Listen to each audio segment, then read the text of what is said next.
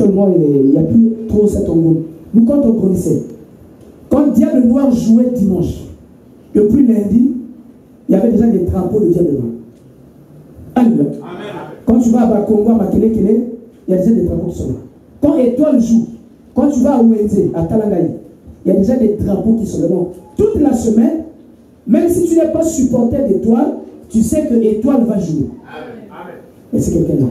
Parce que les gens sont dans un état d'esprit. Et au fur et à mesure que le jour s'approche, alors l'engouement est en train d'augmenter. Alléluia. L'empressement est en train d'augmenter.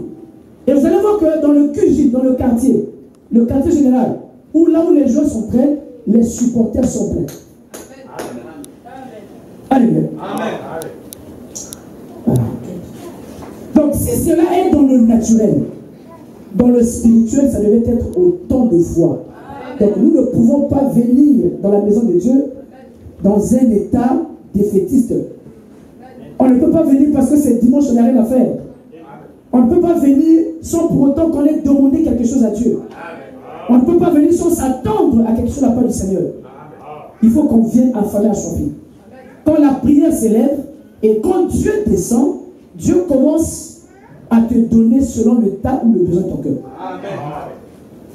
Donc, déplacer les limites ici, là, effectivement, les bornes, c'est ce qui délimite, comme j'ai commencé à le dire toute la semaine, ce qui délimite une superficie, un périmètre. On va placer les bornes. Donc, les limites ou les délimitations de cette parcelle, de ce terrain, ne doivent pas dépasser les bornes. Alléluia. Et ça, c'est le type de la vie de chacun de nous. Sur tous les plans, sur tous les domaines de notre vie. Que ce soit sur le plan de l'esprit, que ce soit sur le plan physique, sur le plan de la santé, que ce soit sur le plan matériel, sur le plan financier, alors il y a des limites ici. Maintenant, ce qui se passe, c'est quoi? C'est que Dieu nous dit, le Seigneur dans son conseil, il dit que va leur dire que chacun a la possibilité d'avoir au-delà de ce qu'il a aujourd'hui. Chacun a la possibilité d'avoir une grâce plus grande. Alléluia. Même la grâce de Dieu dans nos vies grandit. La foi grandit. La puissance grandit. Alléluia. Nous n'avons pas la même grâce quand Dieu nous appelle et au fur et à mesure que nous avançons. Quand tu avances et que tu es de plus en plus obéissant, tu vas voir que la grâce de Dieu va évoluer, va augmenter dans ta vie. Par rapport à ton obéissance à Dieu. Par rapport à ta foi. Je disais, frère Branham, donc quand un prophète vise l'Afrique du Sud, il était en train de raconter son histoire et il regrettait la mort de sa première femme, de Hope. Alléluia. Il disait que comme mon épouse est décédée de la tuberculose, une maladie pulmonaire, alléluia, il dit qu'à cette époque-là, le don que j'ai ne s'était pas encore manifesté. Alléluia. Ça signifie que la grâce de Dieu dans sa vie, alléluia, est encore petite. Et au fur et à mesure qu'il marchait, qu'il obéissait, Dieu lui accordait plus de grâce.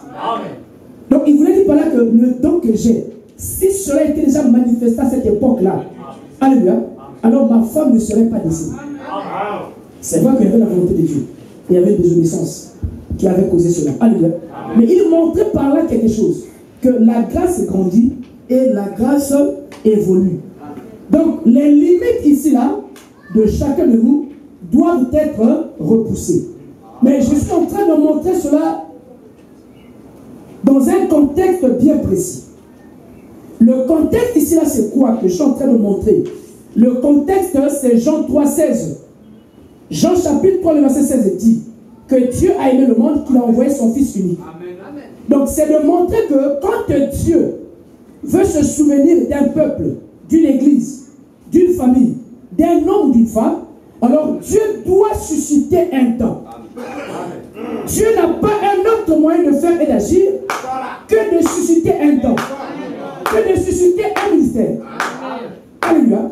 Et quand Dieu envoie le temps c'est pour le peuple. Le temps ce n'est pas pour la personne qui la possède. Le temps est au service d'eux. Et j'ai pris l'exemple ici du médecin qui est au goudron. C'est un neurochirurgien. Au Congo, ils sont moins de 10. Apollo, ils sont autour de 2 ou 3 neurochirurgiens. Et je montrais que ce neurochirurgien-là, pour la vie de Pointe-Noire, c'est un temps. C'est une grâce. Et le don ou la grâce qu'il est, ce n'est pas pour lui-même. C'est pour la population de Pointe-Noire. Tu vas comprendre ça quand toi-même tu es malade, quand un de tes proches est malade, et que le médecin n'est pas là, le spécialiste. Alors tu comprendras réellement ce que je suis en train de dire. C'est la même chose dans le spirituel.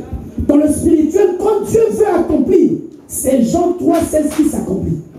Il dit que Dieu a tant aimé le monde. Qu'est-ce qu'il fait? Alors il envoie son Fils unique. Afin que celui qui croit ne périsse point, mais qu'il ait la vie éternelle. Je vais lui faire Branham. Dieu a fait la promesse. Il dit à Abraham, ton peuple séjournera dans un pays étranger.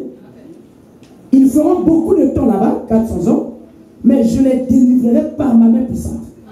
Dieu dit que c'est lui, Dieu, qui devait les délivrer par sa main puissante. Mais vous allez voir que quand Israël, en Égypte, les Juifs en Égypte, ils se sont mis à prier, parce qu'ils étaient en train de contempler, de compter le temps, et qu'ils se sont rendus compte que ce temps-là est arrivé, ils ont accéléré les prières, ils ont rappelé à Dieu que tu nous avais dit que quand le temps viendra, alors toi tu nous délivreras par ta main puissante. Alléluia. Dieu a dit à Abraham, moi je leur délivrerai.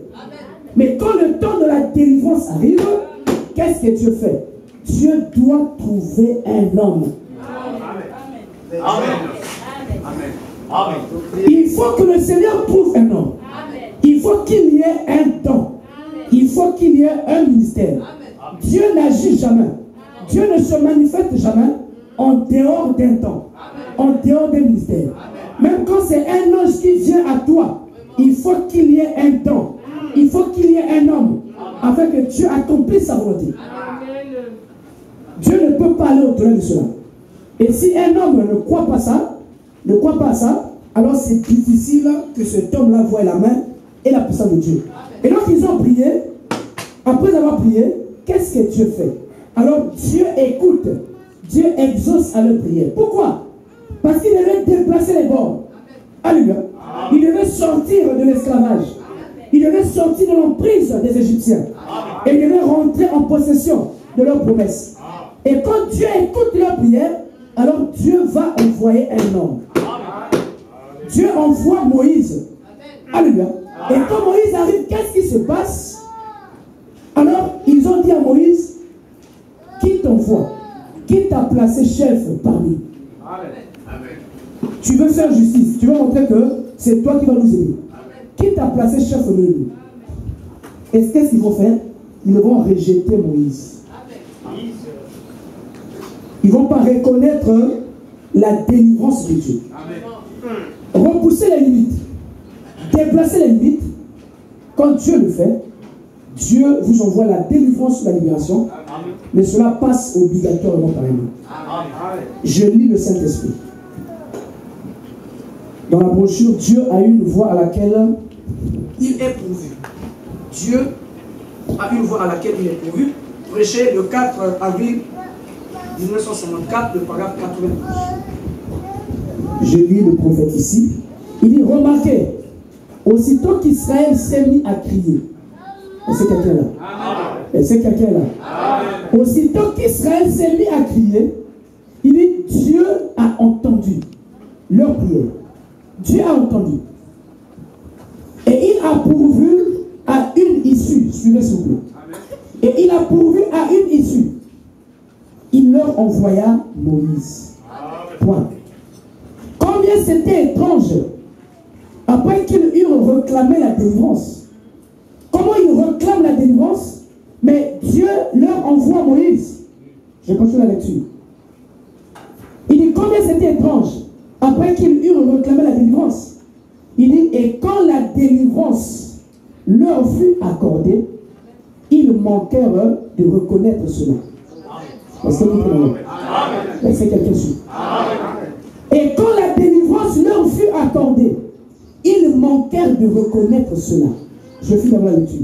Il dit, ils rejetèrent cela. Donc ils rejetèrent la délivrance. Ils rejetèrent cela et ils durent souffrir 40 autres années. Donc ils ont prié que Dieu leur envoie la délivrance. Ils ont prié que Dieu exauce. Ils ont prié que Dieu bénisse. Ils ont prié que Dieu guérisse. Ils ont prié que le Seigneur donne le Saint-Esprit le salut. Alléluia. Et qu'est-ce que Dieu a fait? Ils ont prié que les jours de l'esclavage tombent. Il dit que Dieu, dès qu'ils ont commencé à prier, à crier et à prier, il dit que Dieu a entendu et Dieu leur a envoyé Moïse. Alléluia. Dieu leur a envoyé Moïse. Et Frère Branham s'exclame ici. Il dit comment ça? Comment eux les prient pour demander la délivrance? Alors Dieu leur envoie un humain. Dieu leur envoie un homme. Et le Saint-Esprit dit ici là qu'ils n'ont pas reconnu leur délivrance. La délivrance était qui? La délivrance était Moïse. Alléluia. La délivrance était Matthieu chapitre 10, le verset 41. Moïse, c'était le verset Matthieu 10, 41. C'est ça qu'était la délivrance. Donc Dieu n'avait pas un autre moyen de les délivrer ou de les exaucer si ce n'est de trouver un homme, si ce n'est d'envoyer un homme. Alléluia. Et Moïse était le signe. Moïse était la représentation de la délivrance. Moïse était la représentation de la conversion. Moïse était la représentation de la nouvelle naissance. Moïse était la représentation de l'amour de Dieu. Il était la représentation de la foi. Parce que Moïse devait venir avec la parole. Moïse devait venir avec le surnaturel. Et au travers de cette parole, au travers de ce surnaturel, les hommes devaient recevoir la foi. L'amour pour Dieu devait augmenter. Et Moïse était cette incarnation de la délivrance. Donc quand Dieu veut agir, il faut que Dieu utilise un homme. Il faut que Dieu utilise un vase. Alléluia. Et vous allez voir que quand vous priez, ou bien quand quelqu'un est malade, je prends d'abord le cas physique ou naturel. Je disais la fois dernière que j'ai un homme paterné qui a été opéré il y a 2 ou 3 ans de cela à l'angine. On lui a opéré le cerveau, on a enlevé le cerveau, on a mis à côté et puis on a intervenu. Je ne savais pas qu'on on pouvait enlever une partie du crâne. C'est là-bas que j'ai su ça. Ils ont enlevé le crâne, donc cerveau et ils ont enlevé le sang parce qu'ils devaient faire AVC. Et aujourd'hui, le monsieur il est là, il était bon. Il y a un autre monsieur que je connais, il s'est fracturé la colonne vertébrale et il fallait qu'on l'intervienne. C'est le docteur là qui l'a interviewé, le colonne vertébrale. Et le monsieur aujourd'hui, il est bien portant.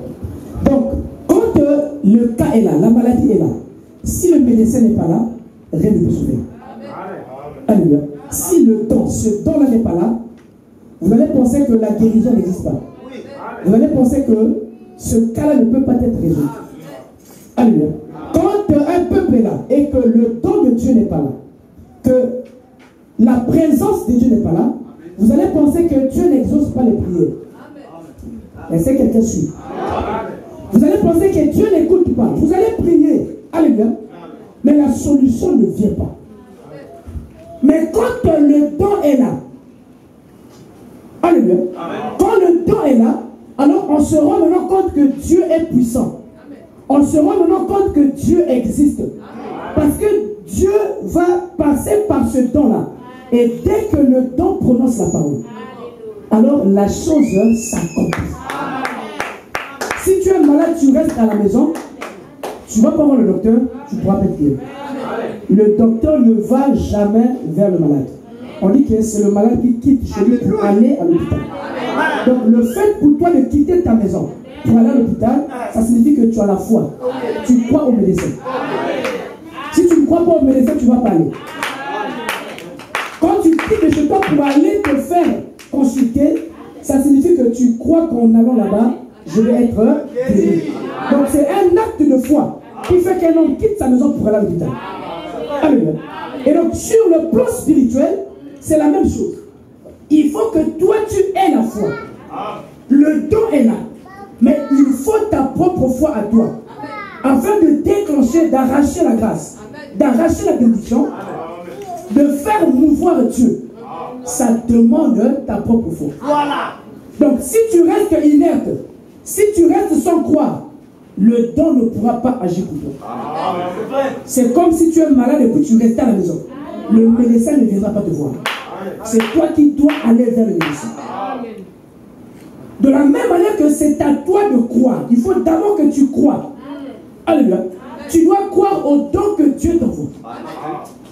Israël n'a pas cru jusqu'aujourd'hui. Alléluia.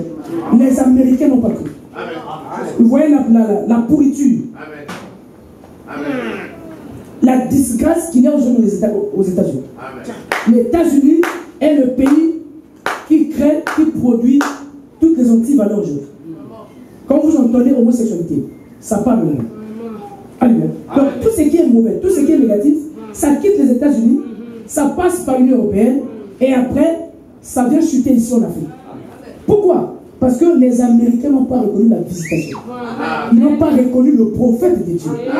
Ils n'ont pas reconnu le don de Dieu. Alléluia. Donc frère Branham, prophète des nations, c'est vrai, mais il a d'abord été envoyé vers les siens, vers les Américains. Les Américains ne le connaissent pas. Donc l'Afrique et le monde d'ailleurs, ils ont plus reconnu la valeur de cet homme-là que les Américains eux-mêmes. Les Américains ont tourné le dos à la grâce de Dieu. Et qu'est-ce qui remplace après? Alors c'est le jugement. C'est la condamnation. C'est la mort. Voilà pourquoi après avoir rejeté le prophète, après avoir rejeté la lumière, alors c'est la destruction totale. Alléluia. Voilà pourquoi le prophète dit qu'ils vont être détruits. Alléluia. Les Russes vont les détruire. Parce qu'ils ont rejeté la grâce. Ils ont rejeté la visitation.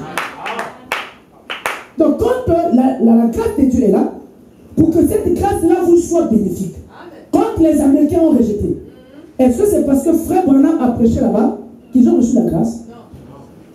Quand ils ont rejeté la grâce, alors Dieu ne pouvait plus ou ne peut plus rien faire pour eux. Pour que Dieu fasse quelque chose, il faut que la grâce soit reçue, que la grâce soit reconnue. C'est la même chose pour Israël. Israël a méconnu la grâce, alors c'est le jugement et l'aveuglement qui a suivi jusqu'à aujourd'hui. Donc si cette grâce-là n'est pas reconnue, si vous ne prenez pas cela, alors cela va vous, il y a qu'à glisser façon mercure, qui glisser la 4 mots. Ça va glisser entre vos mains. Alléluia. Et c'est d'autres personnes qui vont en bénéficier. Et vous allez penser que Dieu n'est pas mieux de vous. Vous allez commencer à continuer à prier, continuer à crier. Les pharisiens et les autres continuaient à attendre le Messie. Pendant que le Messie était déjà là. Et ils étaient surpris par le carnage de Titus. Quand ils ont rejeté Jésus, 33 ans après, alors le carnage, non, 37 ans après, il y a eu carnage, il y a eu mort. Alléluia. Le sang a coulé dans Jérusalem. Pourquoi? Parce qu'ils avaient rejeté leur visitation. Et pendant ce temps, ils l'ont tué. Il est ressuscité. Et ils continuaient à chanter les cantiques que le Messie va venir. Ils continuaient à attendre le Messie. Alléluia. Et pendant ce temps, alors le jugement est venu avec Titus. Je vais lire le prophète ici.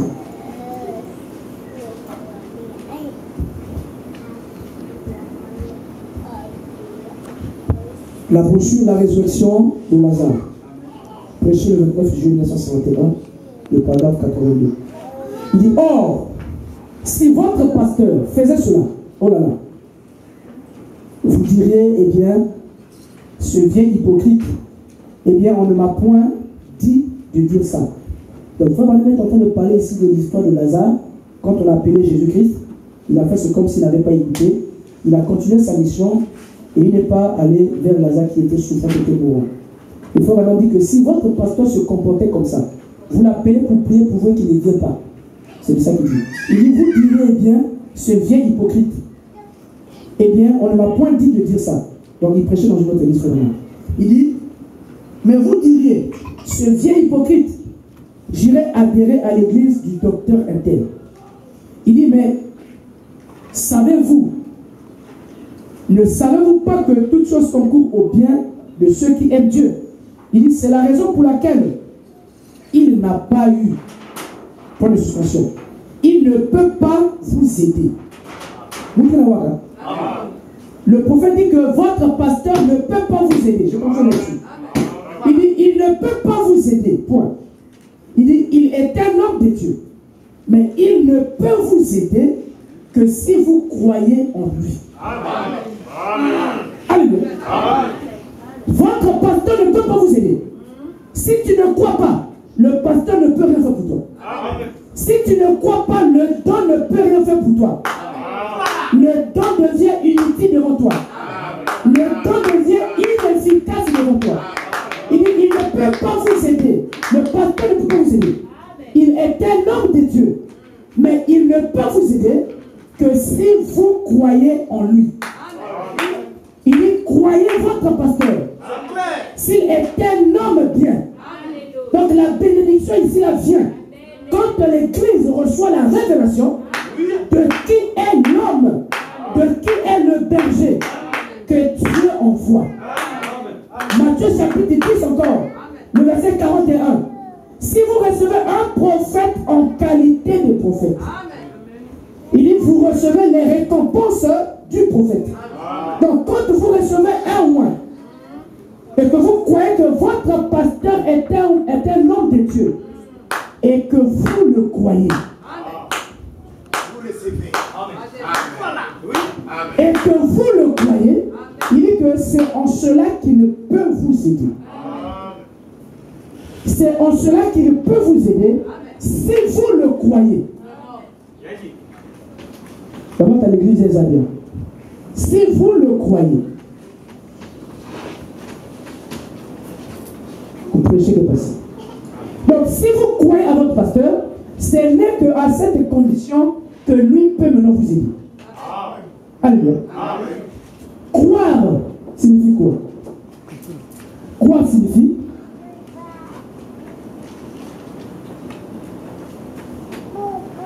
c'est comme ça qu'on a défini ça depuis toujours, accepter.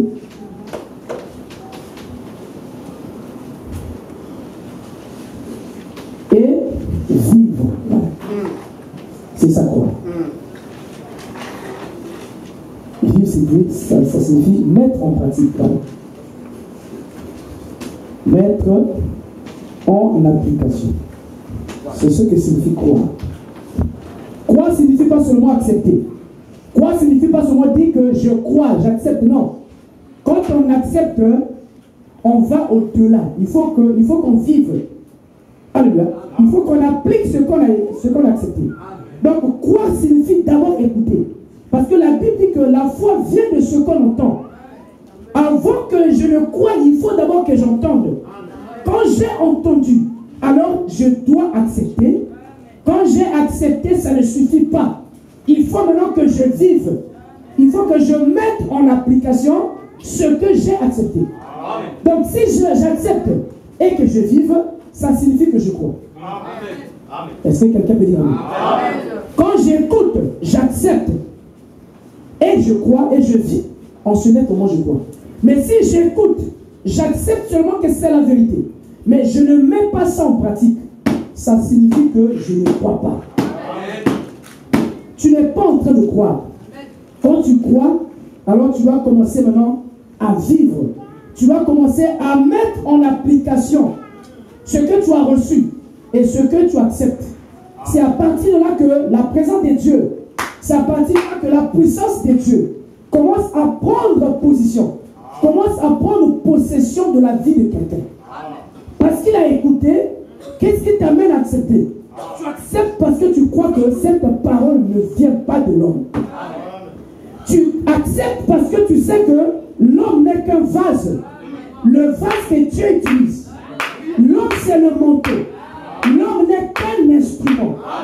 Et quand tu as compris que ça vient de Dieu et que je ne suis qu'un instrument, alors tu acceptes cela. Et bien si ton acceptation est profonde, si ton acceptation est sincère, voilà. Quand tu acceptes sincèrement, alors ça t'amène maintenant à vivre cela. Voilà. Donc tu ne peux pas vivre ce que tu as accepté si tu ne crois pas sincèrement ce que tu as écouté. Donc, ce qui amène un homme à vivre, après avoir accepté, est-ce que quelqu'un est là? Ce qui t'amène à vivre, ce que tu as accepté, ce que tu as écouté, c'est quand tu acceptes sincèrement. Quand de tout ton cœur tu acceptes, avec sincérité de cœur, sans raisonnement, alors dans la parole de Dieu, la présence surnaturelle qui est là, alors t'amène maintenant à vivre, puisqu'il y a une sincérité qui se trouve dans le toi. Quand tu as écouté la voix, tu as écouté la parole, alors tu as cru sincèrement. Et cette sincérité t'amène maintenant à vivre la voix ou la parole que tu as écoutée. Et quand tu acceptes et que tu vis, alors c'est en ce net moment que le surnaturel, oh là là, que Dieu soit loué. Ce n'est qu'en ce net moment que le surnaturel s'accomplit. Le surnaturel se manifeste. Le surnaturel se manifeste lorsque tu as accepté et que tu commences à vivre. Donc, les bornes commencent à être déplacées. Alléluia. Lorsque tu as écouté, tu as accepté et tu as écouté, accepté sincèrement, tu commences à vivre, alors le surnaturel commence à agir. Est-ce que c'est là? Le surnaturel agit pourquoi? Parce que ce n'est pas la parole d'un homme. Il ne s'agit pas de ma parole. Il s'agit de la parole de Dieu. Qui croit que la Bible est la parole de Dieu? Nous croyons que la Bible est la parole de Dieu. Alléluia. Est-ce que Dieu a écrit la Bible avec son bout de doigt?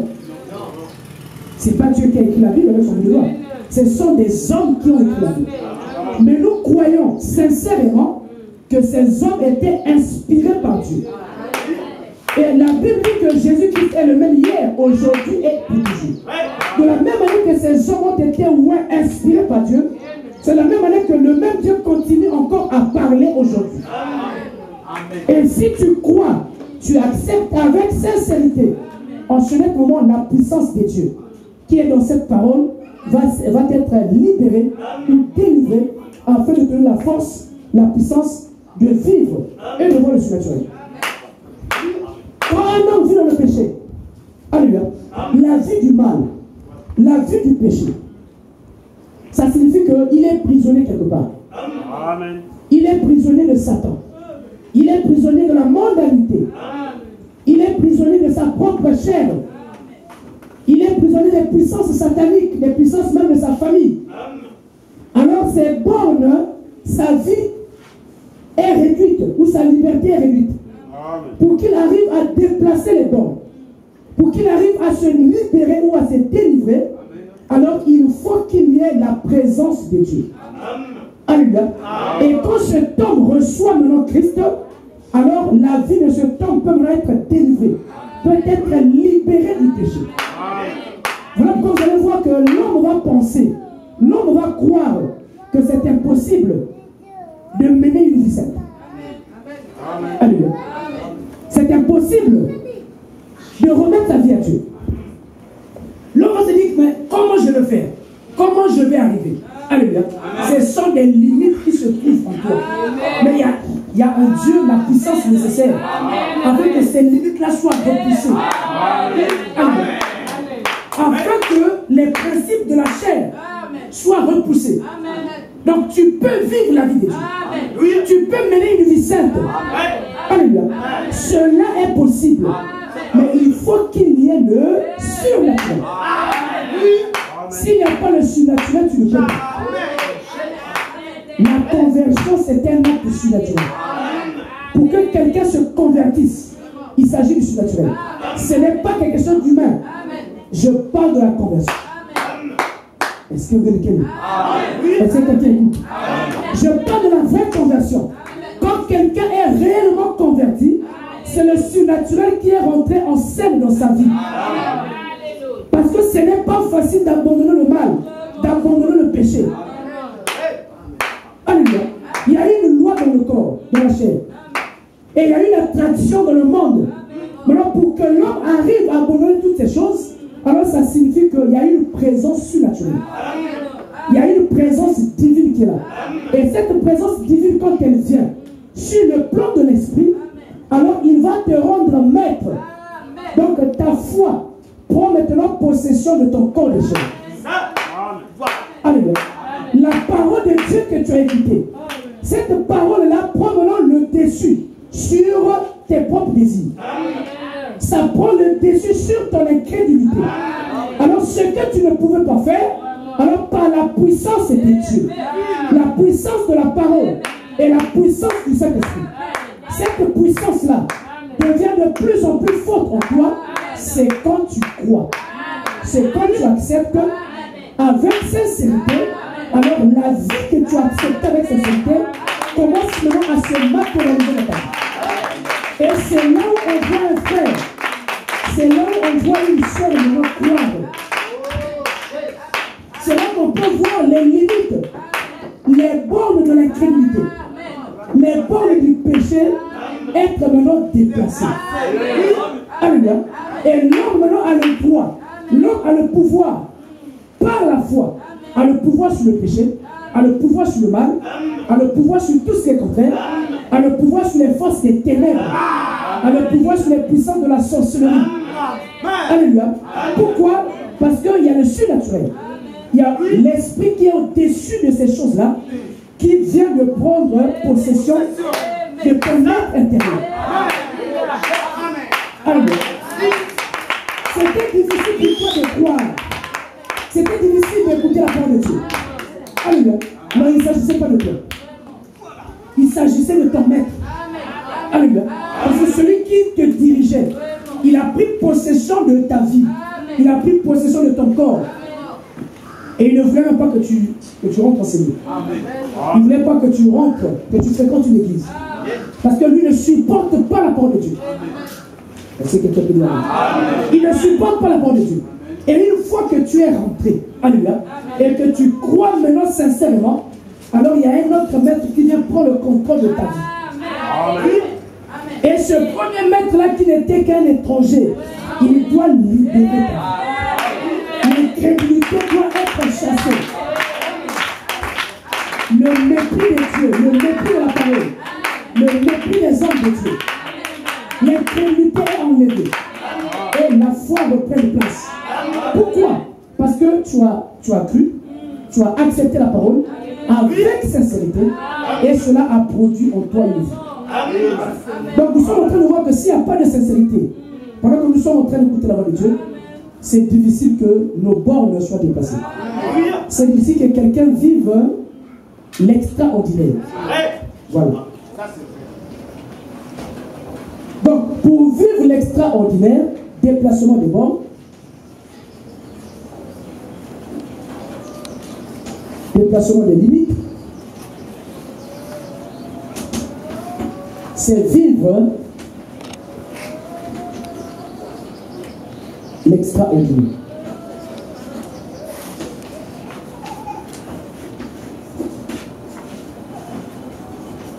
Extraordinaire signifie quoi? C'est ce qui est hors de l'ordinaire. Bon, hors de tout ce que chacun peut faire. Hors de tout ce que chacun peut faire. C'est hors du commun.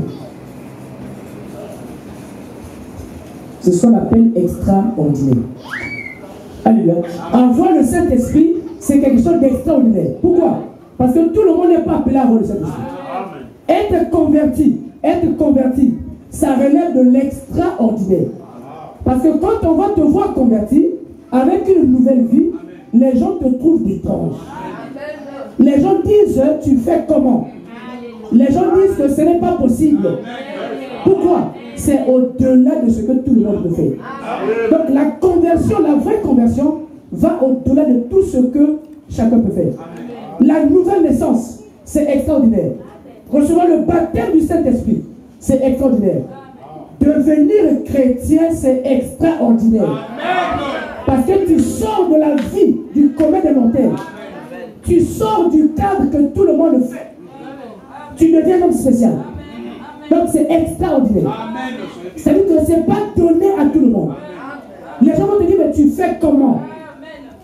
Et pourtant, tous, nous sommes dans la même condition. Mais toi, tu fais comment? Alléluia. Les gens ne comprennent pas. Ils ne comprennent pas. Donc, déplacer tes limites ici, c'est vivre ce qui est extraordinaire. Quand tu es malade, alléluia, et que le Seigneur te guérisse, ça relève de l'extraordinaire.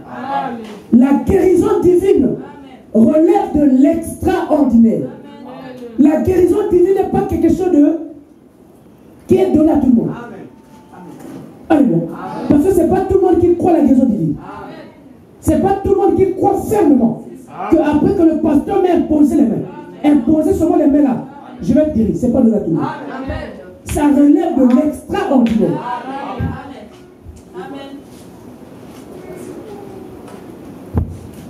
Il faut l'extraordinaire. Et chacun de nous, en cette nouvelle année 2023, alors doit déplacer ses limites, doit vivre l'extraordinaire. Alléluia.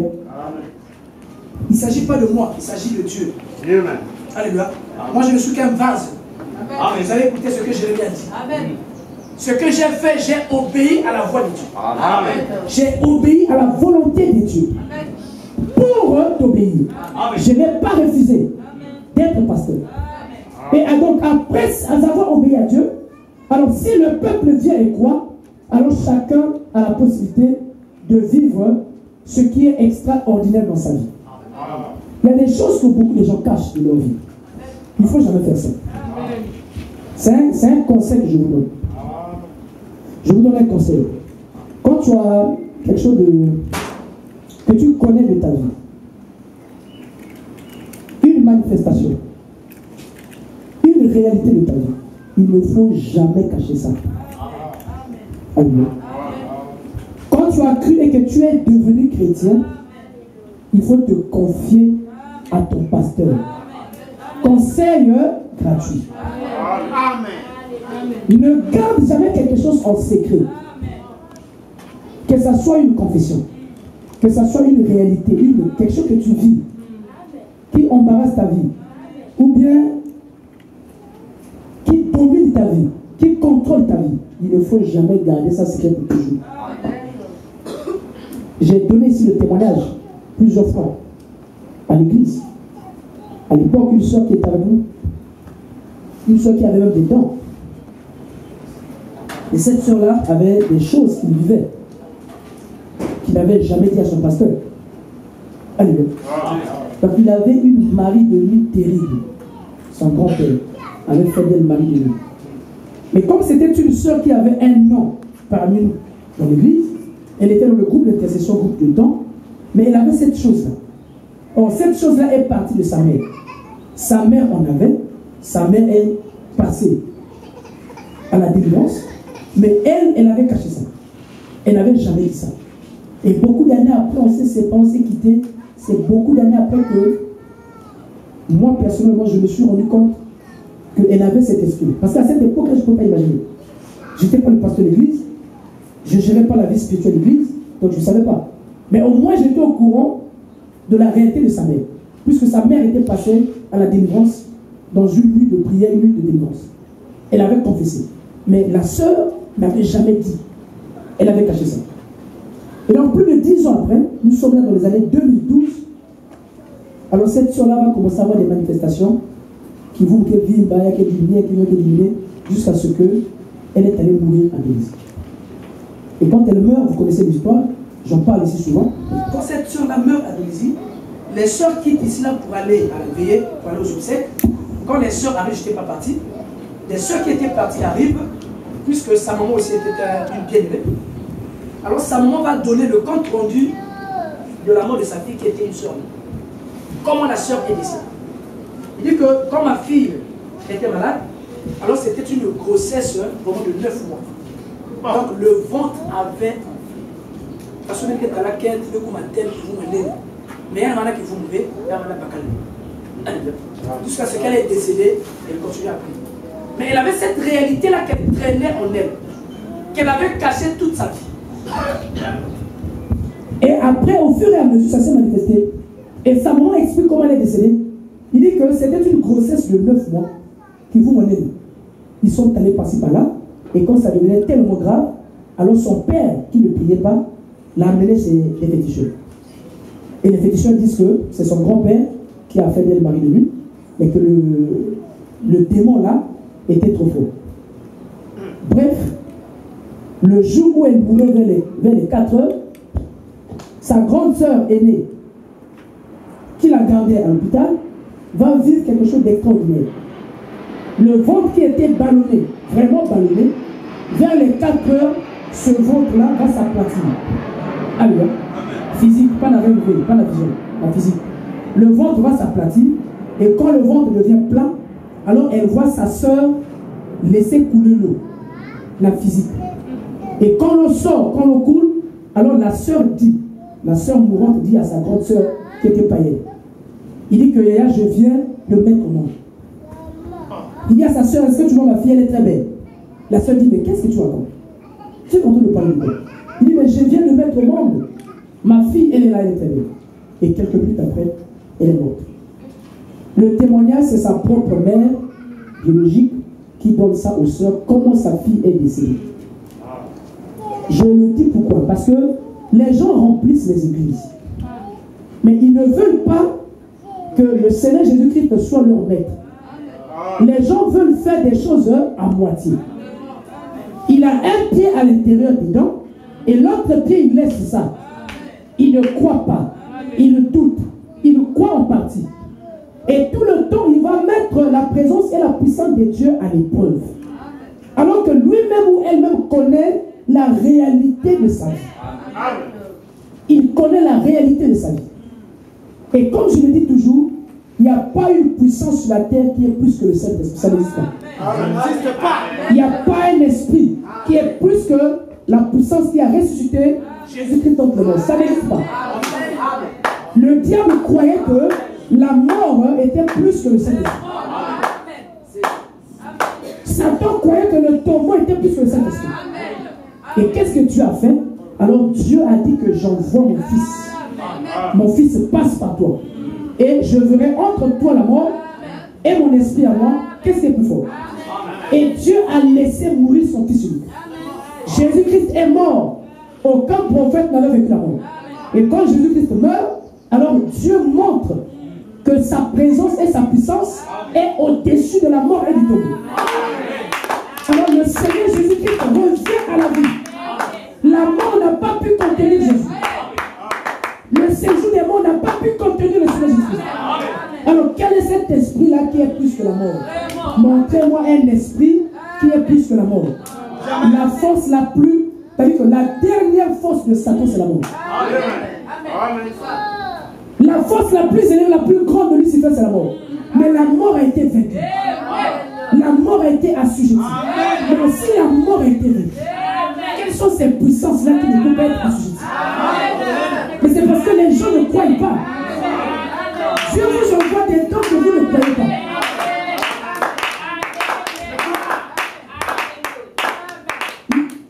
Certains croient en partie.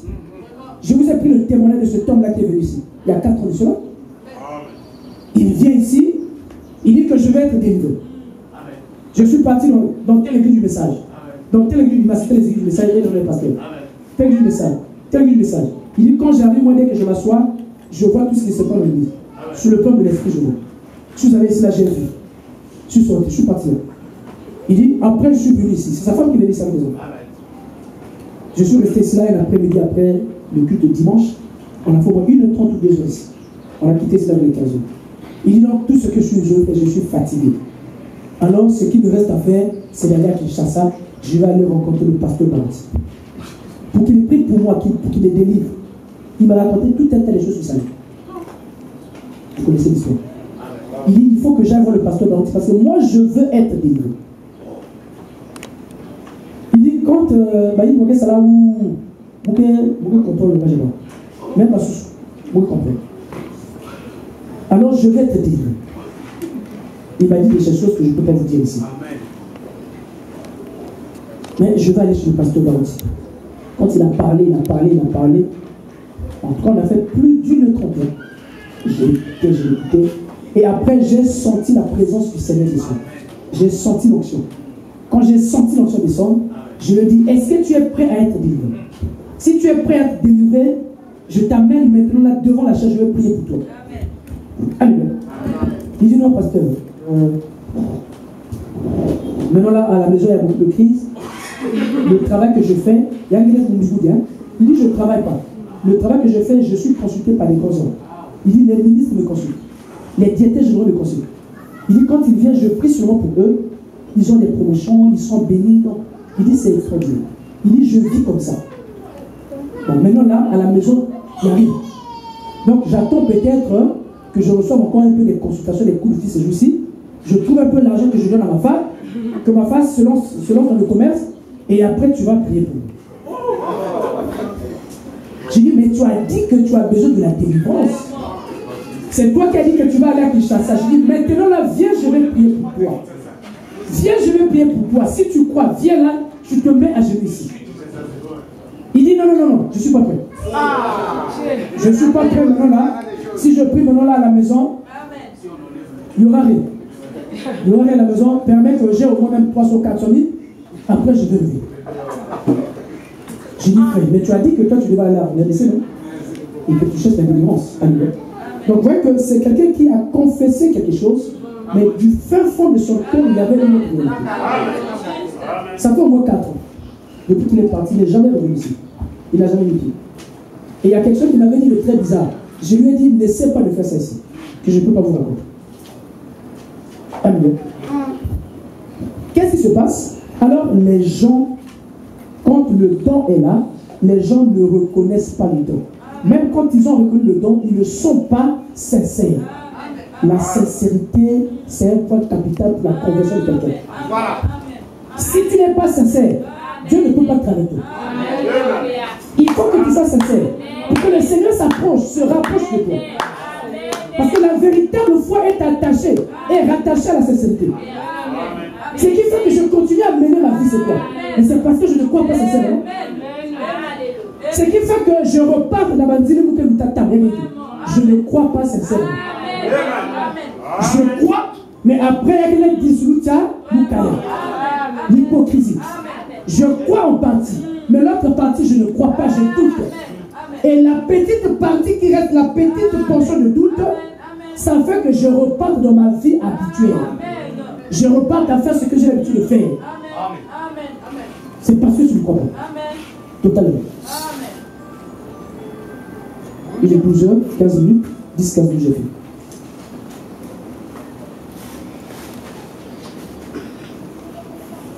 Brochure Élie.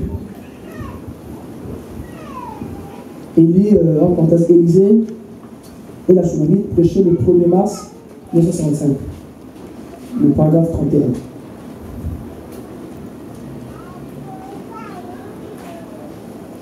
Il dit, mais il savait que Dieu bénissait tout ce qu'il touchait. Donc Élisée le prophète. Mais Élisée savait que Dieu bénissait tout ce qui le touchait. Vous comprenez cela? Il croyait que Dieu bénissait cela. Il a donc dit, Dieu a béni ceci. Donc il avait donné son bâton à son serviteur Géasi. Dieu a béni ceci. Et si tu poses cela sur l'enfant, je crois que Dieu va le rétablir. Maintenant, peu importe sa foi, donc peu importe la foi d'Élie, peu importe la foi du prophète. Maintenant, peu importe sa foi, si la femme n'avait pas la même foi, alors ça ne marcherait pas. Alléluia.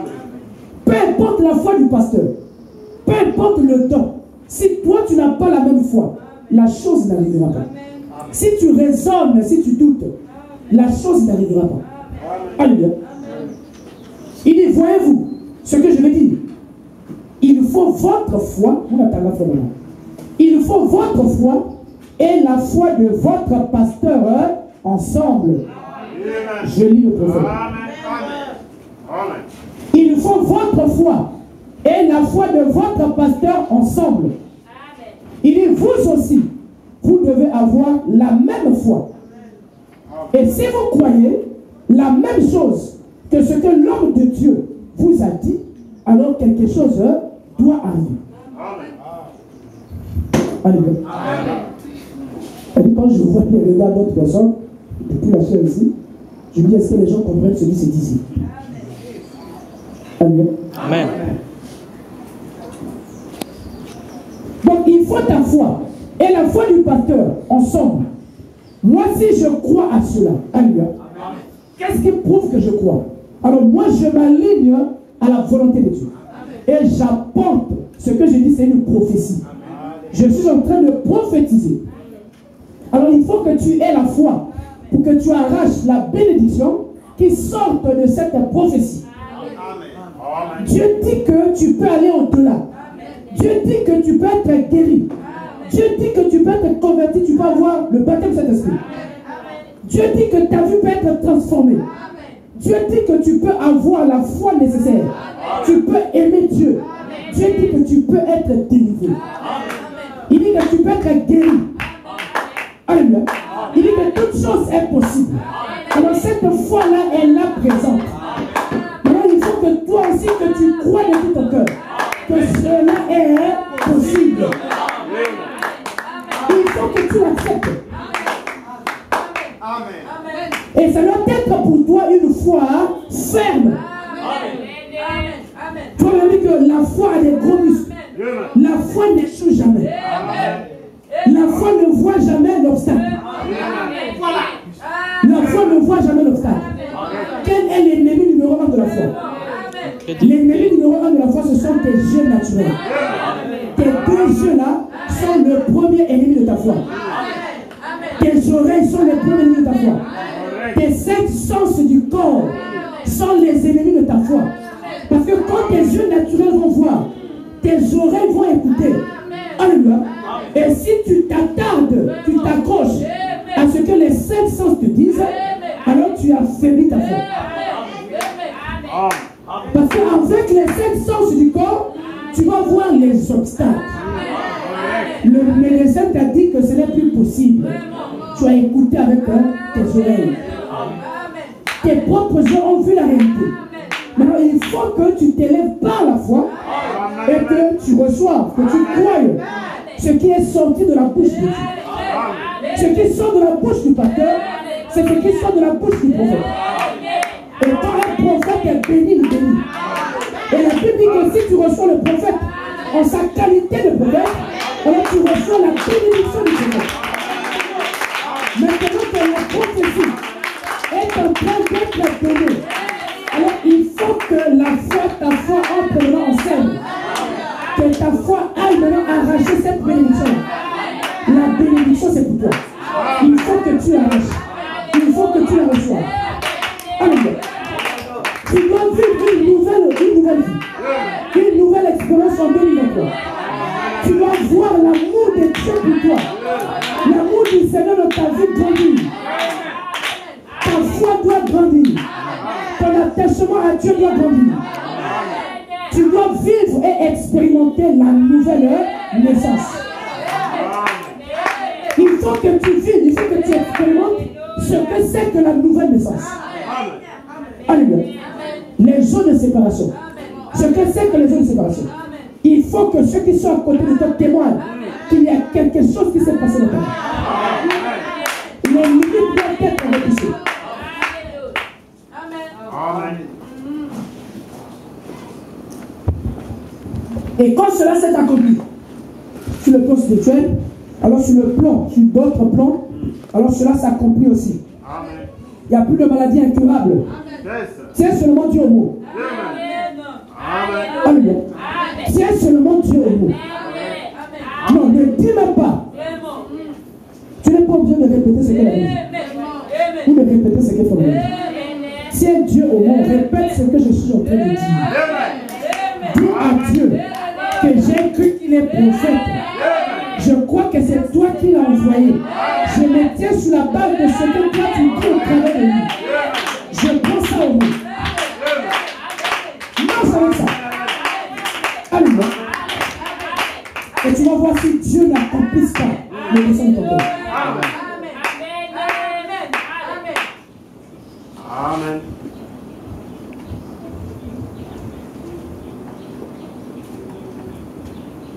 Dieu a dit à Frère Branham, il dit, si toi, Frère Branham, William Aaron Branham, si tu amènes les gens à te croire, il dit, rien ne te résistera. Amen. Même le cancer ne te résistera pas. Amen. Si les gens croient en toi, et que toi tu sois sincère dans ta prière, rien ne résistera. Alléluia. Donc il faut que l'Église arrive à croire au pasteur. J'étais en train de lire un livre que j'avais acheté concernant la prière. À Rouen, là-bas, il y a une maison, une librairie qui vend les articles religieux. On vend des guides et beaucoup de choses. Et j'avais acheté un livre là-bas sur la foi. Non, sur la guérison. Sur la guérison. Ce que ce livre est en train de relater, de dire, c'est la même chose que la Bible dit, c'est la même chose que le prophète dit. Toutes les fois qu'il est question de prier pour vous, quand vous êtes malade, il faut d'abord que vous croyez à la personne qui peut pour vous. Amen.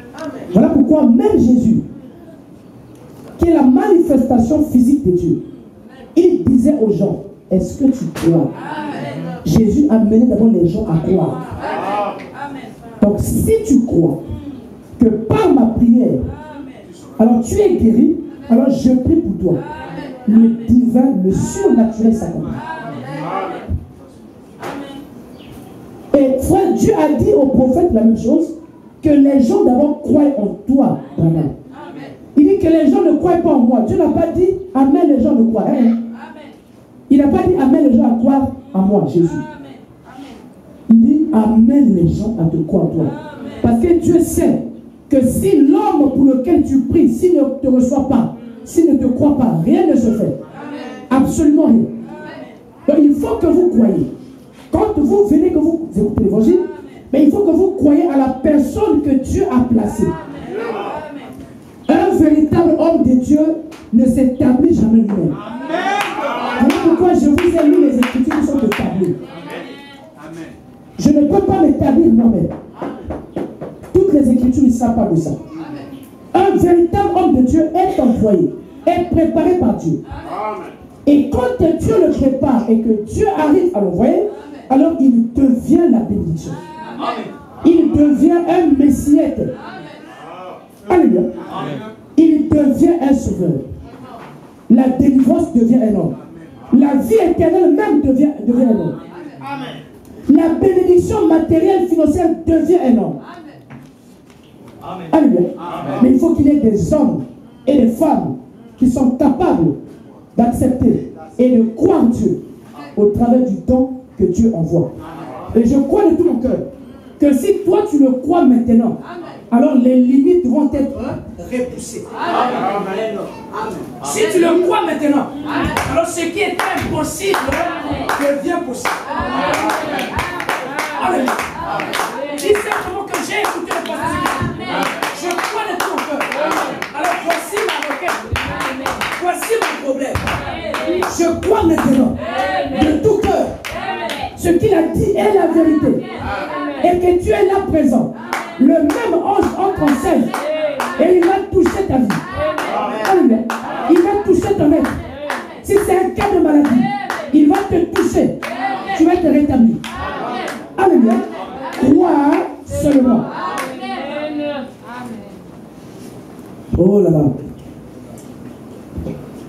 Que le Seigneur accorde à chacun selon le besoin et le désir profond de son cœur.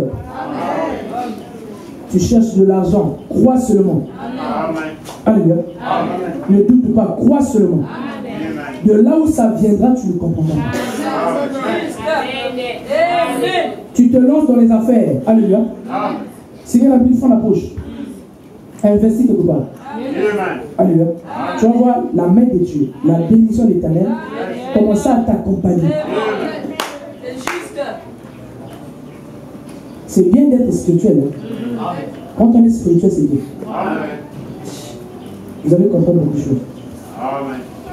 Pourquoi les gens se fient? Je finis par ça. Pourquoi les gens se fient à des fétiches? Il y a même des gens, c'est pas possible. J'avais reçu quelqu'un ici. Je vais vous raconter l'histoire pendant que je termine. Il y a de cela 2 ans ou 3 ans. Je méditais ici là. À l'époque, le bureau là n'existait pas. Donc quand je venais, je mettais derrière, je méditais derrière avant le culte. Alors je me suis assis. Ça devait être un mercredi, moi je dis, j'étais en train de méditer, de prier. J'ai reçu un monsieur, il dit, pasteur, je veux vous voir. J'ai dit, moi je suis en train de méditer. Non, ça ne va pas prendre du temps. Et ce jour-là, j'étais venu à temps, il y avait encore un peu de temps. J'ai dit, bon, ok, bien. Il a pris la chaise, il s'est mis derrière là, je suis en train d'écouter. Qu'est-ce qui se passe? Alors, il avait, sa maman avait laissé quelque chose. Sa maman avait laissé pata. Hein, pata. Ce qu'on appelle les coco là. C'est qui donne la bénédiction. Sa maman avait laissé ça. Et quand sa maman a laissé ça, c'est tellement que quand sa mère est décédée, sa maman lui avait parlé de ça, mais après, lui, il ne maîtrisait pas comment utiliser ça. Et quand sa mère est décédée, lui n'étant pas là, on est allé enterrer sa mère. C'est vrai qu'il y a des petits enfants qui sont là, je peux quand même parler de ça. On est allé inhumer sa maman, et après, quelque temps, il a pris sa femme, ils sont allés à la tombe de sa mère. Maintenant, je ne sais pas, quand on a titubé, il devait arriver après le tombeau de sa mère, quelque chose comme ça. Et quand il arrive, lui, il n'avait pas les yeux, il voit, mais c'est sa femme qui voyait. Sa femme a dit, oh, qui me voyait? Il voit qui? Mais toi, tu m'avais raconté l'histoire que ta maman avait un truc, machin, il avait dit que quand tu vas partir, quand tu vas prendre ça, le truc est là. Il dit, mais je ne vois pas ça. Et la femme a pris ça. Quand la femme prend, puisque les deux, qu'elle est là, ils ont aussi. Quand la femme prend, alors la femme étant avec le monsieur à qui la chose avait été destinée, plus ils étaient ensemble, donc la chose agit. Il a ouvert une entreprise, les choses marchaient, sa femme aussi ne sait pas où vendre des trucs et tout, ça marchait. Et après, les deux se sont séparés. Donc le couple avait divorcé. Mais la personne qui avait les yeux, c'était la femme. Le monsieur n'a pas des yeux. Il y a qui paye, il y a qui pipe. Mais c'est le monsieur qui a le code. Parce que le lien de sang, c'est un code. C'est-à-dire que le truc là agissait parce qu'il reconnaissait le lien qui était là auprès du monsieur. Et quand il m'expliquait, je comprenais ça. Alors quand ils se sont séparés, la femme est partie, le monsieur est resté. Alors le truc là va avec la femme. Enfin, la femme prend ça de force. La femme prend le truc, elle va avec. Mais quand ils se séparent, alors le truc ne reconnaît plus, le truc n'agit plus. Parce que celui qui a le code, ils sont plus ensemble. Alors la femme tombe là, commence à m'aider. Couper le combat, couper le fou. Et le monsieur là où il était, les affaires ne marchent plus. Il y a mes droits, la marché qu'il y avait. Tout ne marche plus. Alors avec le temps, il se rend compte que le truc là est important, il faut qu'il aille prendre son truc. Et le truc là, on m'aidait la femme. Et la femme ne voulait pas remettre ça. Et finalement, il vient me voir, il est allé dans la Bizinga, dans la Ganga. Il vient me voir. On passe comme j'ai un problème, et il m'explique ça. Je dis, ah. Mais quand tu veux me voir, moi je suis pasteur. Toi, tu veux quoi exactement? Cette chose-là, tu ne peux pas servir Jésus-Christ et garder cette chose-là avec toi. Et moi aussi, je ne peux pas prier pour toi maintenant. Ce n'est pas possible. Il faut que tu aies un cœur ouvert, un cœur sincère, que tu acceptes de renoncer à cette chose-là. Quand tu vas accepter de renoncer à ça, moi je vais te prendre, je vais prier pour toi, je vais prononcer les paroles. Pour que le lien là entre toi et cette chose soit coupé. Et donc, si ce lien-là est coupé, par la foi, tu peux recevoir les mêmes bénédictions, plus que les bénédictions, il n'y a pas de limite. Amen. Amen. Parce que c'est tel que je vois ta foi là, je ne peux pas. Donc, cette semaine-là, tu viens à l'église toute la semaine, au moins 2 semaines. Dès que je me vois que c'est possible, je t'appelle, je te pour toi. Ok? Ok. C'était le premier jour qu'il était venu. C'était le dernier jour qu'il était venu. Il n'est plus jamais revenu. Plus jamais il est revenu. Je vous donne ce témoignage pourquoi? C'est pour vous montrer que si le diable arrive à bénir, Vraiment. si les gens reçoivent l'upemba, donc la chance, s'ils reçoivent la bénédiction avec ces choses-là, comment tu ne peux pas recevoir la bénédiction par Dieu? Amen. Ce que Satan fait sur la terre, Satan imite seulement ce que Dieu fait. Satan n'est qu'un imitateur. Si cela n'existait pas auprès de Dieu, Satan ne pouvait pas copier ça par des fétiches. Les sorciers ne pouvaient pas avoir des totems comme ça pour donner la chance aux gens. S'ils en ont, c'est parce que le diable qui les conduit a copié la bénédiction de Dieu. Maintenant, la chose difficile chez le croyant, chez le chrétien, il va doute. Alors que Dieu est capable de bénir, d'élever. Et la Bible dit que la bénédiction de l'Éternel ne s'ensuit d'aucun chagrin. Aucun chagrin. Donc, si le diable fait ces choses-là, alors Dieu est capable de faire 2 fois plus. Et quand Dieu le fait pour toi, il n'y a pas de chagrin. Dieu ne revendique pas le sang. Tu ne vas pas tomber malade. La bénédiction de Dieu est gratuite. L'élévation de Dieu est gratuite. Cela est possible. Cela est possible. Dieu peut te bénir financièrement. Dieu peut te bénir matériellement. Tu as un dossier, tu viens en plus de ce dossier-là. Alors Dieu prend. Qu'est-ce qui se passe?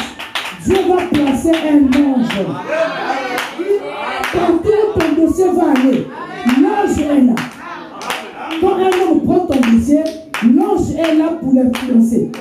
L'ange est là pour lui donner des directives. L'ange est là pour l'orienter. Influencer la personne afin que la volonté de l'ange se fasse. Afin que la bénédiction t'accompagne.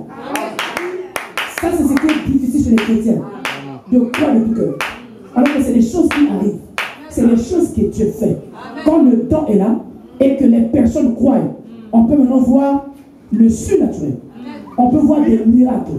On peut voir des gens être bénis. Mais en cela, il faut d'abord que tu donnes la première place à Dieu. Il faut que tu aies la foi. Oh là là. Il faut que tu aies la foi de tout ton cœur. Ne doute pas. Quand le pasteur a parlé, quand l'ange de l'église, le prophète dit que le pasteur c'est l'ange de l'église.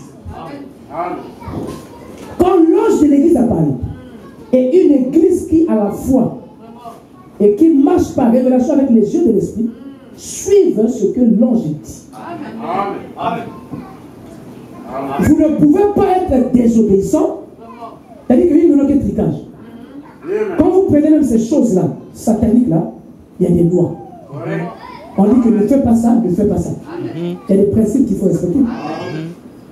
Mais vous ne pouvez pas venir auprès du Seigneur et que vous êtes désobéissant, mais vous voulez être béni. Ça ne marchera pas. Ça ne peut pas marcher. Si tu as besoin de la bénédiction de Dieu, il faut que tu sois obéissant. Je parlais ici de Jésus-Christ. Quand il est ressuscité, même avant la résurrection, il a fait ce miracle-là. Mais je prends le cas où il est ressuscité. Quand il ressuscite, les pierres et les gens vont à la pêche en train de pêcher. Et quand ils pêchent, ils ne trouvent pas du poisson. Toute la nuit, on n'a pas trouvé de poisson. Et la nuit, quand ils se réveillent, alors il y a un homme qui se tient là. Il dit, mes enfants, vous avez pêché, vous n'avez pas trouvé de poisson. Il dit, oui, on n'a pas trouvé de poisson. Il dit, prenez le filet, jetez du côté droit. Alors, pendant qu'il parlait, il ne savait pas que c'était le filet du fils.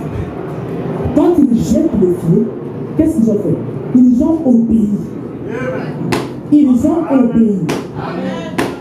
Quand ils ont obéi à ce que l'ange a dit, à ce que le temps a dit, là où ils ont passé toute la nuit sans personne, à la parole de l'ange, la parole du temps, alors les poissons sont venus.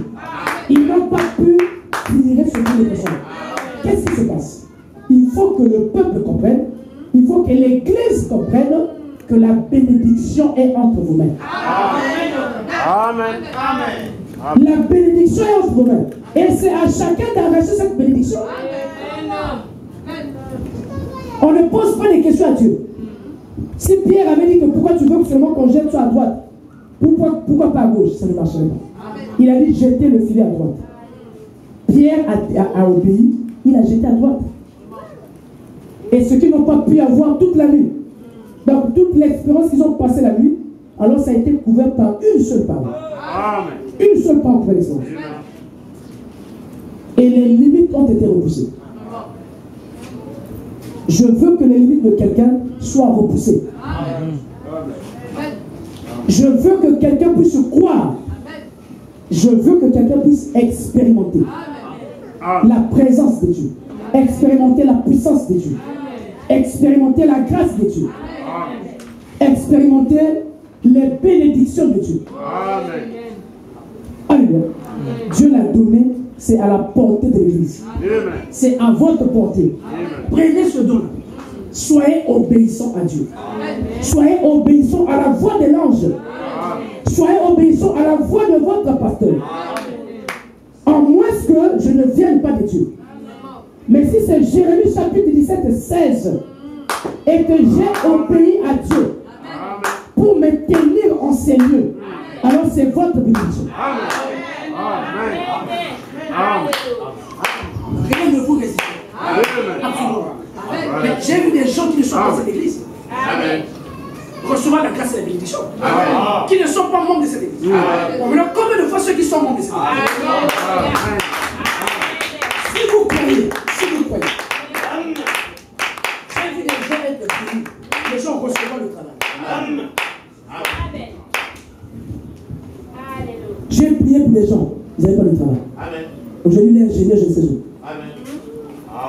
Et ce que Dieu est, c'est l'ingratitude. Dieu prie pour toi, tu es ingrat. Dieu prie pour toi, c'est-à-dire que Dieu te donne, tu n'es pas reconnaissant. Mais cela ne va pas freiner le don d'agir. Le don est là pour les autres. Le don n'est pas là pour lui-même. J'ai vu des gens envoûtés par les sorciers de la famille. On a dit que les vous tuer. Alléluia. Ils ont tenu des bébés. C'est les gens qui sont dans cette église. Ils sont là. Des gens être malmenés par l'ange de la mort. Être guéris instantanément.